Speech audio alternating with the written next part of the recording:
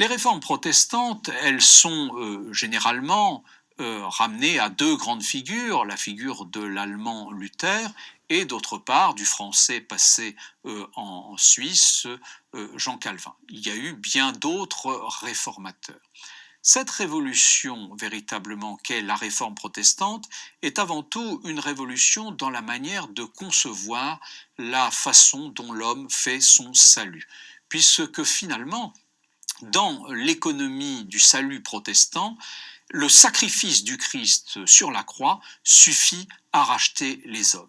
Cela conduit évidemment à relativiser tous les médiateurs qu'étaient les saints, les reliques, mais également les prêtres. De sorte que s'opère, à la faveur de cette nouvelle économie du salut, une redéfinition du sacré et du profane. Mais la conséquence la plus importante de cette révolution dans la manière de concevoir, la manière de faire son salut, c'est une conséquence ecclésiologique.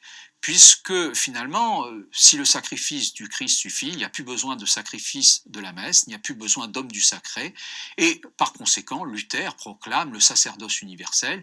Il revient à chacun, en quelque sorte, d'être le dépositaire de la Bible et de la faire sienne en la lisant. Quant à l'organisation de l'Église visible, hiérarchique ici-bas, elle est confiée au prince. Tout cela conduit la sociologie, et notamment celle de Max Weber, à la fin du XIXe siècle, à considérer que la réforme protestante a été un élément de sécularisation, pas seulement des biens de l'Église qui sont mis à disposition des villes, des princes, pour faire des écoles, pour éventuellement vendre à des aristocrates, mais comme un élément de rationalisation de la vie sociale. Ceci étant, c'est une conséquence à long terme. Dans l'immédiat, ce qui a frappé les contemporains, c'est que la partition du corps social et de l'Europe entre catholiques et protestants a provoqué une fracture sociale politique. Faut-il qu'un catholique puisse épouser une protestante ou vice-versa? Comment finalement, dans des villes où très souvent il y avait une sorte de religion civique autour d'un saint patron, comment concilier l'appartenance à une communauté civique et le fait que certains refusent finalement de reconnaître le culte des saints? Enfin, à hauteur des royaumes, c'est l'idée que la religion du prince était la religion de ses sujets qui est remis en cause. Cela conduit à l'essor des guerres de religion. Ces guerres de religion, elles vont se développer en France, en Allemagne, en Suisse. Elles sont caractérisées par un ensemble de massacres, comme par exemple le massacre de Vassy, où des protestants sont massacrés par des catholiques, mais aussi le massacre de la Michelade à Nîmes, où ce sont des prêtres catholiques qui sont massacrés par des protestants, et la Saint-Barthélemy, qui ne fut pas uniquement parisienne, mais également provinciale, est restée célèbre dans les mémoires collectives.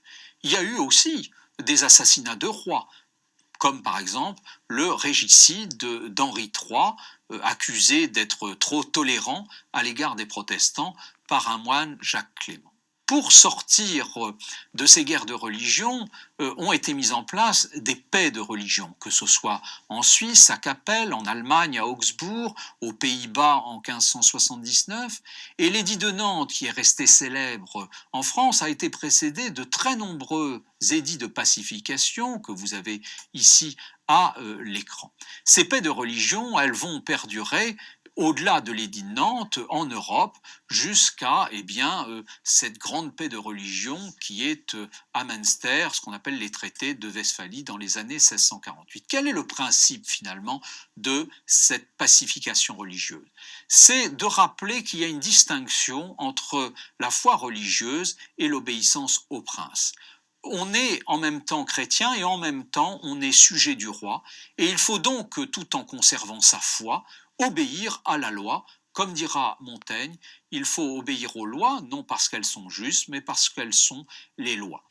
D'autre part, cela implique de remettre en cause le pouvoir qu'éventuellement le pape, par exemple, pouvait avoir sur les princes. Il n'y a pas de pouvoir indirect du pape. Les rois sont pleinement souverains absolus chez eux. Ils sont institués par Dieu et ils n'ont de compte à rendre qu'à Dieu, et nul sujet ne peut, en raison de sa conviction religieuse, eh bien, s'autoriser à désobéir au prince.